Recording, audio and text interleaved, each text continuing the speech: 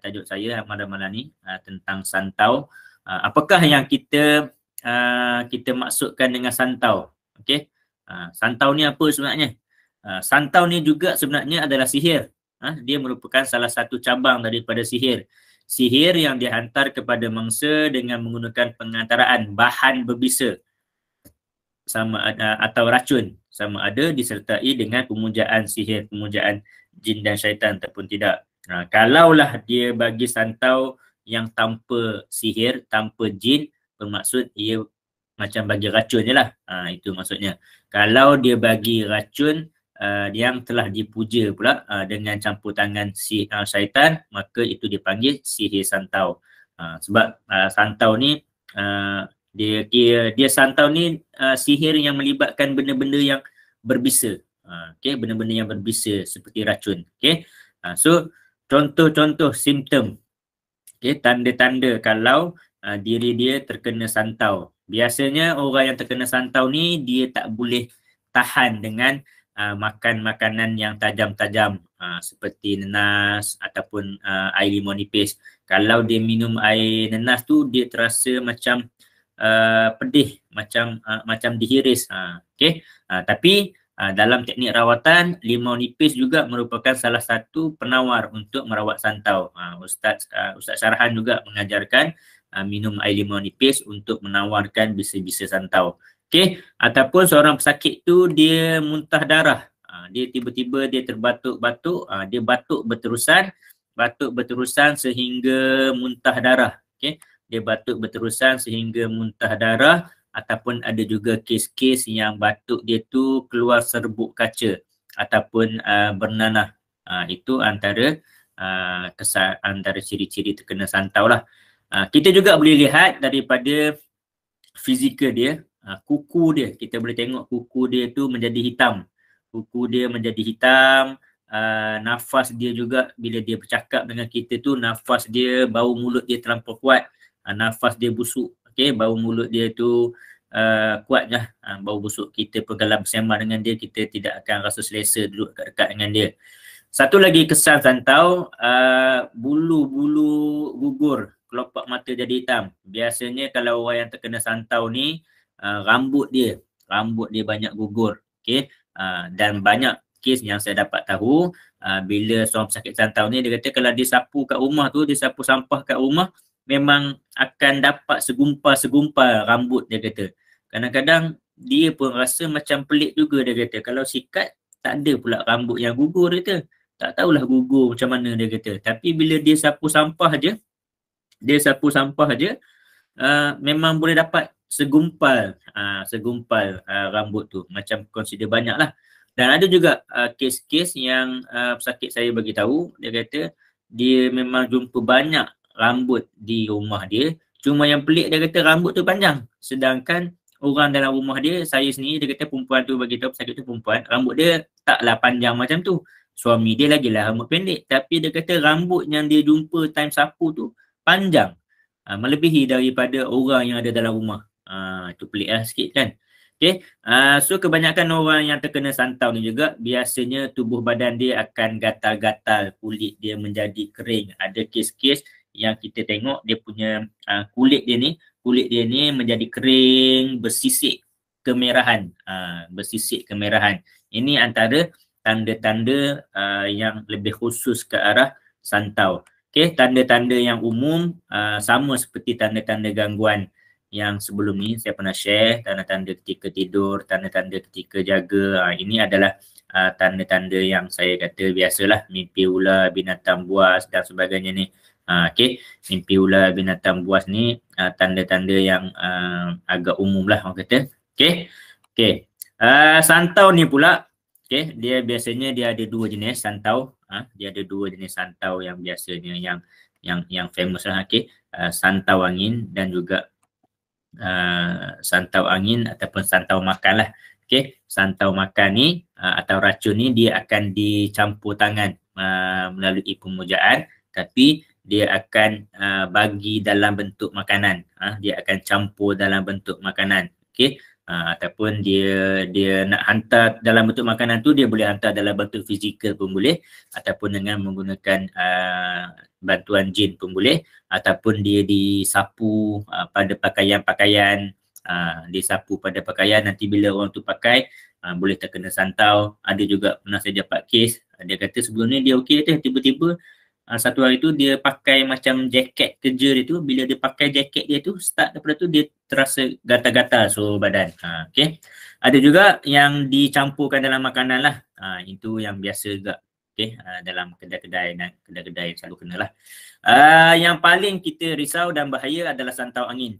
Di mana santau angin ni sebab dia memang orang kata dia buat daripada jauh, jin Tok Bomoh tu je yang akan datang dekat kepada kita, menghantar kepada kita. Sebenarnya dia tak bukan, dia memang puja daripada jauh, tapi daripada jauh tu dia akan memuja, meniup, dan dia punya khadam dia Tok Bomoh, jin Tok Bomoh tadi akan membawa bisa-bisa dan racun santau ni kepada mangsa dan masuk ke dalam mangsa melalui udara. So ini yang kadang-kadang kita bahaya sikit.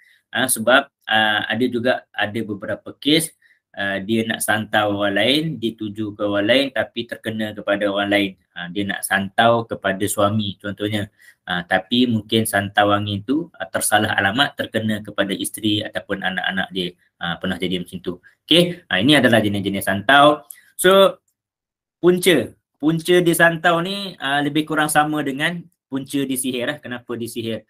So biasanya sebab dengki, tengok perniagaan. Biasanya sihir santau ni juga sinonim di kalangan para peniaga lah. Para peniaga kedai makan apa semua, bila meniaga kedai makan, dengki dengan kedai sebelah. Kedai-kedai yang sama-sama meniaga ni mudah rasa kedengkian. Dan ataupun juga nak balas dendam, akibat dendam. Ini dendam pun berlaku kat sihir secara santau. Semalam saya ada sesi live, ada satu kes pesakit tu kerasukan, dan dia bagi tahu dia nak balas dendam. Kalau aku tak dapat dia, semua orang tak boleh dapat dia. So itu juga antara ciri-ciri terkena santau sihir santau. Okay, ada juga kes-kes yang bomoh tu dia nak menguji kekuatan santau dia. Sebab kebanyakan orang, apa yang daripada pembelajaran dan pengalaman guru-guru, apabila seorang bomoh tu dia belajar ilmu santau, dia kena melepaskan santau dia tu kepada orang untuk membolehkan ilmu dia tu menjadi. Kalau dia simpan ilmu santau tu, kalau dia dah belajar, dia tak test buat kat orang, nanti bisa santau tu dia akan makan diri dia balik. Okay. Ada juga yang santau tu selain daripada diuji, dia juga Tok Bomoh tu juga biasanya santau ni dia ada ibu dia. Dia ada dia punya macam parti dia yang untuk dia adun menjadi santau, dan parti ni biasanya kena dipuja dan perlu dilepaskan dalam satu tempoh masa yang tertentu. Ibu santau ni perlu dilepaskan, perlu dibuang, kena ada orang kena dulu supaya ibu tu tak menjadi semakin berat untuk si bomoh tadi nak jaga dan sebagainya. Okay. Dan memanglah Tok Bomoh ni dia mencari rezeki dengan haram untuk menyihirkan orang, untuk menyantaukan orang. Okay. So ada juga kes-kes Tok Bomoh sesama Tok Bomoh ni, dia orang nak menguji tahap kebatinan. Sebab tu kadang-kadang sebagai perawat, saya memang selalu berpesan, jangan sesekali bercakap besar. Siapa sini yang ada bela jin ke apa ke, mari lawan aku ada hafal ayat ruqyah syariah, tolong jangan. Okay. Sebab kadang-kadang ada orang nak menguji tu boleh tembus benteng kita. Okay. Cuma macam saya bercakap, kita yakin dengan amalan kita. Saya yakin dengan amalan bacaan ayat ruqyah yang saya belajar, 20 ayat yang saya bacakan setiap masa tu. Saya yakin dengan amalan-amalan tersebut. InsyaAllah saya juga yakin Allah Subhanahu Wa Taala akan bantu saya, benteng diri saya daripada terkena serangan sihir ataupun serangan santau. Okay.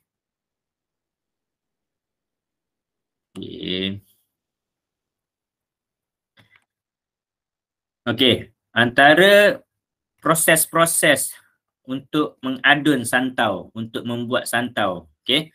Santau ni dia merupakan tadi bisa-bisa racun yang dipuja ditambah pula dengan jampi serapah mentera bersama dengan kesyirikan, maka dia menjadilah sihir santau.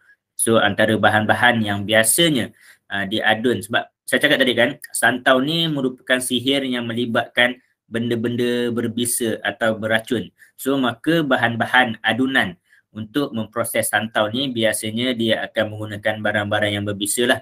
Bisa ular tedung, bisa ular kapak, bisa katak puru, ataupun kalau biasanya santau ni juga banyak untuk orang-orang asli. Bomoh-bomoh orang asli, sebab bomoh-bomoh orang asli ni dia lebih mudah untuk mendapatkan binatang-binatang ataupun haiwan-haiwan yang berbisa. Ada juga santau ni diadun bersama dengan bahan-bahan yang miang. Okay? Seperti buluh, dia ambil ulat bulu, dia ambil rebung punya buluh dan tali guni. So bila terkena kepada pesakit, makan pesakit dimasukkan ke dalam badan pesakit, maka pesakit akan rasa sakit lah akibat miang-miang buluh tadi. Okay, selain daripada tu, ada juga santau diadun bersama dengan benda-benda tajam. Diadun bersama kaca, botol-botol kaca dipecahkan. Yang paling banyak guru saya cerita, dia menggunakan lampu Kalimantan putih tu, lampu pendaflor putih tu dipecah-pecahkan sebab racun kaca daripada lampu Kalimantan ni dia sangat halus. Bila tumbuk-tumbuk dia boleh jadi halus, sangat halus. Dia diadun bersama dengan berus besi, rambut, kuku pesakit. So biasanya santau ni dia akan adun bersama-sama lah. Dia akan ambil rambut pesakit ke, kuku pesakit ke, kulit sikit ke, macam mana ke, dia akan cuba dapatkan rambut dan sebagainya. Dia akan adun bersama dengan bisa-bisa tadi, kaca, jarum, bisa ular tedung dan sebagainya tu, dan dia akan dibacakan, dijampi, dipuja untuk tambah pula jin dan sebagainya. Okay, selain daripada tu dia juga akan menggunakan barang-barang lain seperti uri kucing, biji mata kelawar, tulang kera, ada yang menggunakan lipas, lipan, ulat gonggok dan sebagainya. Semua benda ni akan ditumbuk-tumbuk dan diperam. Sebagainya diperam dalam getah ipuh. Getah ipuh tu pula memang dah berbisa. Okay. Kemudian dia akan disapu. Ada yang disapu, ada yang ditabur, dicampurkan dalam makanan. So ada juga yang dipuja bersama dengan jin, diseru jin supaya jin masuk ke dalam bahan tadi, dan bahan-bahan tadi akan dihantar melalui bantuan jin tadilah kepada si pesakit. Okay, ini antara adunan-adunan dia lah. Okay.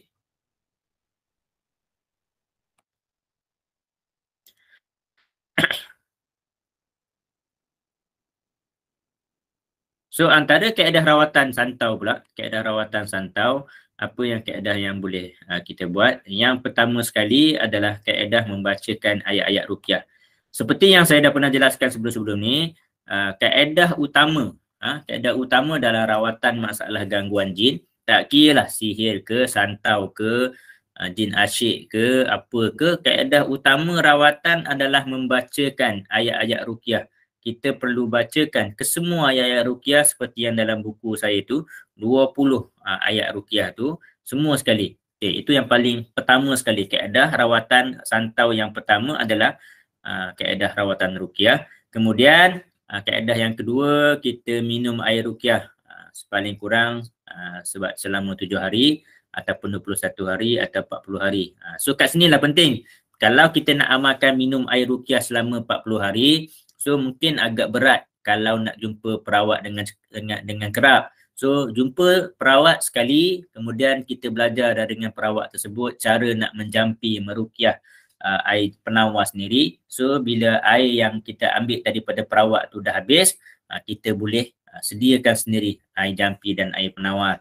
Okay, air ruqyah tadi juga boleh juga kita minum bercampur dengan limau nipis. Rasanya kalau yang pesakit-pesakit buat rawatan dengan saya memang akan campurkan air ruqyah, campurkan limau nipis, campurkan dengan sedikit garam. Okey, juga boleh. Okey, selain daripada itu, kaedah yang paling saya suka untuk bagi pesakit dan pesakit juga agak mudah untuk amalkan ni adalah dengan minum air kelapa muda. So air kelapa muda biasanya memang sifat dia adalah untuk menawarkan bisa-bisa. So untuk pesakit santau, saya memang minta dia cari air kelapa muda, ambil air bersama isi dia. Kalau boleh, carilah kelapa muda yang isi dia masih berhingus. Isi kelapa dia tu yang lembik-lembik, berlendir tu. Yang tu yang betul-betul muda lah. Yang betul-betul muda. Itu lebih power, lebih baik, lebih bagus untuk dijadikan sebagai penawar. Kalau yang air kelapa isi dia dah keras tu bolehlah juga. Tapi dari segi khasiat untuk penawar bisa tu dia dah kurang sikit sebab dia dah tua. Cari air kelapa muda yang betul-betul muda, yang isi dia masih lembik dan berhingus, ambil air dan juga isinya, kita terapikan, bacakan ayat-ayat ruqyah, kita minum. So saya biasanya menasihatkan pesakit minum sehari sebiji. Sehari sebiji, minimum 3 hari ataupun selama seminggu. Air kelapa muda kita ruqyahkan sendiri ataupun bagi kepada perawat, ambil air dia tu bersama isi, boleh bubuh dalam jug, kita bubuh dalam cik air pun tak ada masalah. Jampikan, ruqyahkan dengan ayat-ayat ruqyah, kemudian kita amalkan sehari sebiji, sehari sebiji, sehari sebiji. Paling kurang minimum 3 hari ataupun 7 hari berturut-turut. Okey. Boleh juga minum air ruqyah ni campur dengan madu ataupun minyak zaitun. Kita kena faham madu ni juga salah satu sifat dia adalah untuk menawarkan segala bisa-bisa. So boleh gunakan juga air ruqyah bercampur dengan madu dan juga minyak zaitun. Okey. Selain daripada tu, air ruqyah tadi juga boleh kita campur dengan cuka apple, ataupun cuka kurma, apple cider ataupun date cider. Ni cuka yang boleh kita makan lah. Bukan cuka masak, bukan cuka masak tu. Cuka-cuka sunnah ni. Cuka delima ada, cuka apple ada, cuka kurma ada. Boleh guna cuka-cuka tu. Ataupun kaedah yang keenam ni, minum 3 cawan air rendaman dan rebusan daun gelenggang ataupun daun sena. Daun sena, kopi, teh daun sena ni juga penawar untuk penawar untuk masalah santau.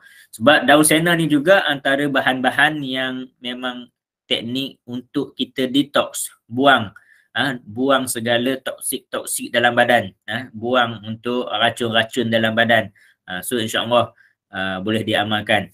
Cuma kaedah yang antara banyak-banyak ni, kaedah yang memang sedap adalah air kelapa muda lah. Air kelapa muda ni sedap. Cuma janganlah campur gula ke apa ke. Ambil air kelapa tu fresh tu. Beli kat yang hak baru dia nak belah tu. Kalau saya pergi ke orang yang jual tepi jalan tu, minta yang dia belum belah lagi tu. Saya nak air kelapa muda fresh biji. Buatlah 3 biji. Sebungkus.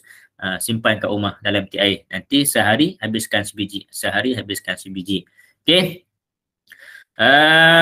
Itu teknik antara yang saya nak sampaikan hari ini, insya-Allah. Itu tajuk saya pada hari ini tentang santau. So jika